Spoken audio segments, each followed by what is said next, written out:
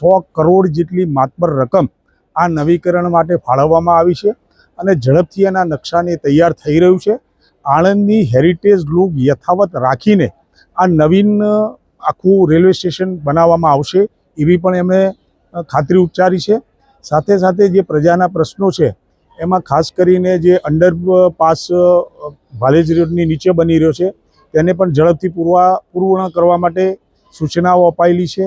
સાથે તુલસી ગન્નારા પાસે અત્યારે જે વન વે છે અપ એન્ડ ડાઉન સાથે ચાલે છે એમાં 2 વે થાય એના માટે પણ માગણી કરેલી છે. સાથે ગોધરા સ્ટેશનથી મુખ્ય રોડ સુધી અને પરીખ ભુવનથી ગોદી સુધી ફૂટવે બ્રિજ માટેની જે માગણી છે એમાં પણ ઝડપથી કાર્યવાહી કરવા માટે આજે જનરલ મેનેજરે સૂચના આપી છે.